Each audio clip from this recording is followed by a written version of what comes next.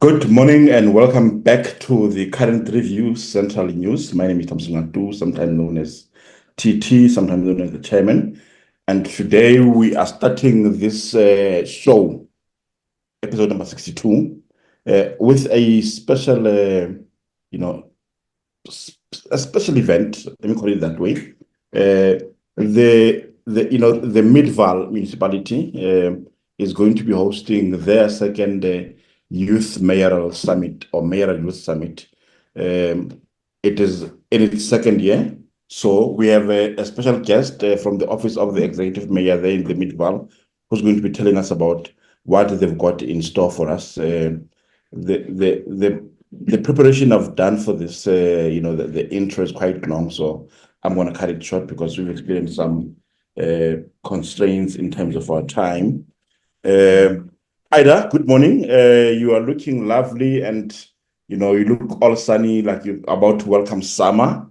Thank you very much for joining us.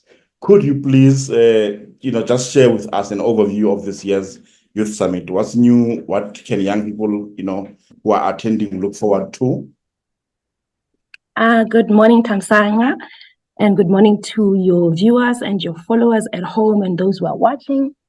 So yeah, let me just give a bit of background regarding the Youth Summit and where it emanates from. In 2021, before the Executive Mayor Alderman Peter Texera came into office, one of his mayoral manifesto promises was that he would commit to creating opportunities for all. So when he got into government last year, we were getting a lot of complaints from across the 15 wards of Midvaal from young people who were complaining about the lack of opportunities, some of the social-economic challenges that they were facing. So we took it upon ourselves to do a campaign that is called Buang Bacha. It translates to Youth Speak, and we visited every ward within the municipality. We even hosted it online on Twitter Spaces, on our Facebook pages, and we engaged the youth just to find out what are the challenges, because we didn't want to sit at the office and assume for ourselves some of the challenges that young people are facing. We wanted to get a direct response from them and to find direct solutions from them. So from that then emanated a call from young people who said they want to be in touch with, different industry leaders, people from businesses, people from the entertainment industry, people from communications and marketing sector. And then we put together this youth summit because we didn't want the Buang Bacha to just be a talk show and then which didn't emanate from any results. So that's when we conceptualized the youth summit, and then we brought together different stakeholders from across different sectors. We had people from the education sector, your Northwest University, your Vaal University of Technology. We had people from government institutions, your NYDA, your Gauteng Provincial Legislature. We had people from private companies like your AfriGuard, people from radio stations, just to give the youth and network with them and give them those opportunities. So in terms of this year's Youth Summit, we're trying to make it, bigger and better, just built from momentum of last year. We are busy with engagement with different stakeholders. Currently, we have our own Midvaal Engineering who is committed to come to the Youth Summit. We've got local companies such as Linka. We've got Northwest University again, VUT again. We've got NYDA on board. We've got the Gauteng Sports and Recreation Department. So we are expecting a host of young people. Last year, we hosted about 1,000 young people. This year, we're looking to make it bigger and better. So we're expecting between the numbers of 1,000 and 1.5. So we really just want to engage the youth and just provide them with networking opportunities and, improve on their skills. So yeah, that's what it's essentially about. Are there any noteworthy outcomes from last year's summit that you can brag about? Oh, yes, of course. Of course, we've got a lot. From last year, one of our local radio stations called Just Radio, on the spot, they gave 4 internship opportunities to young people who are interested in entering the media and communications market.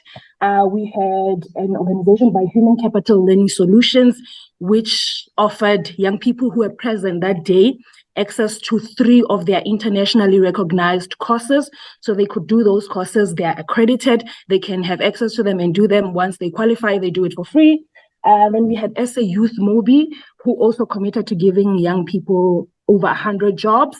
They placed them in different ECDs. Some they took them to the information and technology sector to do coding and to learn about these, new innovations and initiatives of technology. And then some were put into the creative and entertainment industry.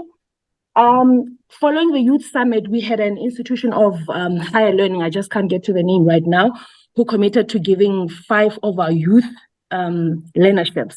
So we got the names of the young people from the database that we got in last year's summit. And from our office, the executive mayor launched a mayoral student financial aid. So 29 young people benefited through that bursary scheme. We paid for their tuition. Some received laptops, some received vouchers to buy learning materials such as books. So it was really a successful one. Like I said, what we were avoiding was to have another talk show that did not have action implemented to it. So we've been tracking these. The interns at Just Radio, they're doing quite well. We just spoke to them. We're going to have some of our beneficiaries from last year at the Youth Summit who will be giving their own testimonials in terms of how the Youth Summit from last year changed their lives. Do you mind just repeating for us as to how many, like which stakeholders are invited to participate in this year's summit? In this year's summit, we've got Midval Engineering, we've got Nedbank, we've got our local company, Linkameets, we've got Northwest University, we've got VUT, we've got NYDA, we've got Gauteng and Gauteng Sports and Recreation. So these are just a few of them. We are still in engagements with other stakeholders. We're not going to stop until the last day. We're going to try to convince as many of them from the different sector to join us so that young people are exposed to the different opportunities that are out there. Yeah, with your experience of last year's summit, as well as the Bua Mucha campaign that you've been running, what are the challenges that young people are actually grappling with that they've told you directly from these events? Yeah, young people are struggling with a host of challenges. The biggest one across the wards. This is your, your more urbanized, all across your more rural areas is unemployment. Our young people are not working. Some have challenges with accessing opportunities to pursue higher learning. Some mentioned substance and alcohol abuse. Some just want skills development opportunities. So it's a wide host, and that's why we are trying to just put this thing together just to address some of them. And one thing we understand as an administration is that as a local government, we will not be able to meet all of their needs. So we need to collaborate and partner with these different institutions, with these different stakeholders, so that they can open up for them and say, hey, if you are struggling with substance and alcohol abuse, we have an NGO, we have rehabilitation centers. This is how you can go about applying and trying to better your life. If you want to, pursue higher learning, this is the bursaries that are available. This is how you apply.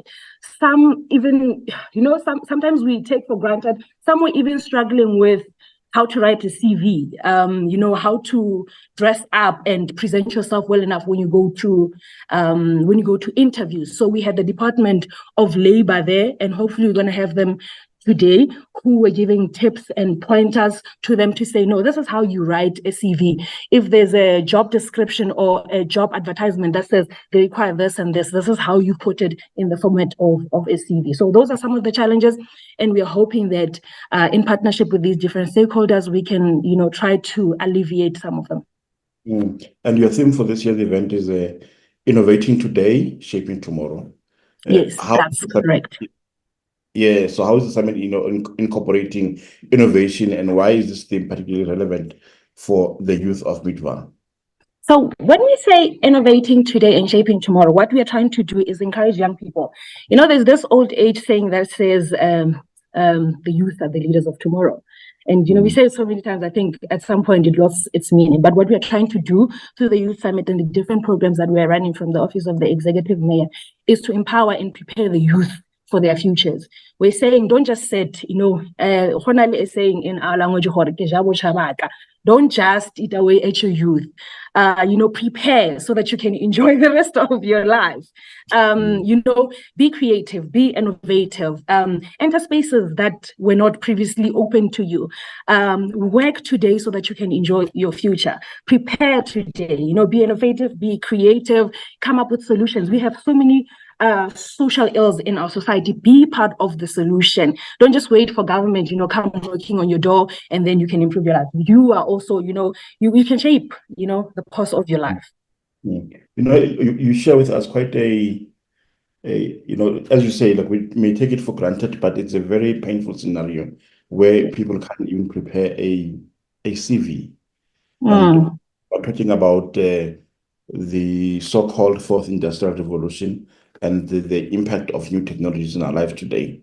But if people can't prepare CVs, and we're already talking about innovation at the level which is higher than preparation of CVs, what are we not getting right?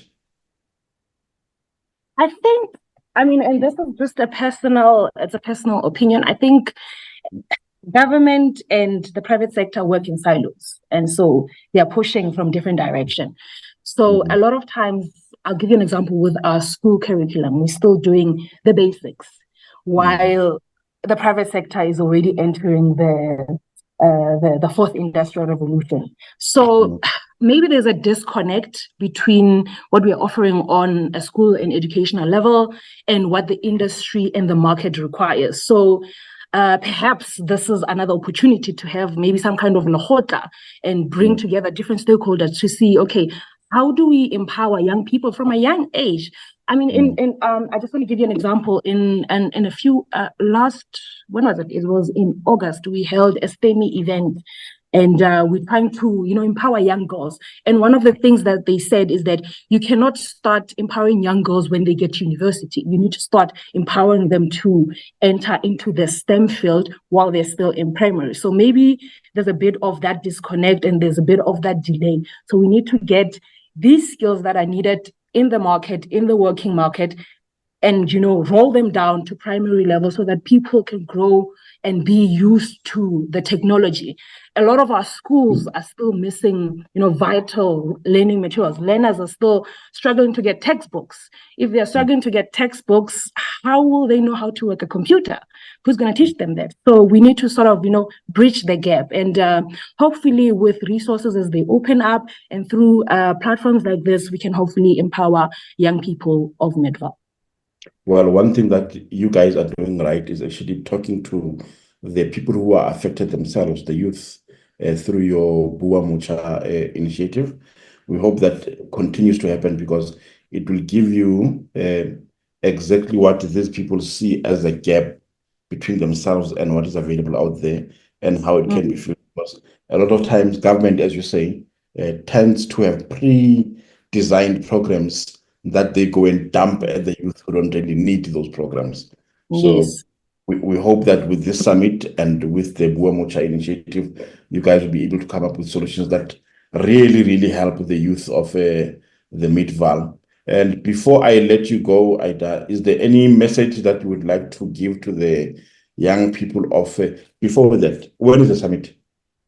The summit is taking place on Friday, 22 November from 10 o'clock until 4 o'clock. So follow our social media pages, follow Mayor Peter Texera's Facebook. That's where we put most of our message and all communications. We will try to run it to as many newspapers as possible to promote it. There will be buses from different areas. We've tried to cover I think we have 11 buses. We've tried to cover as many areas as possible.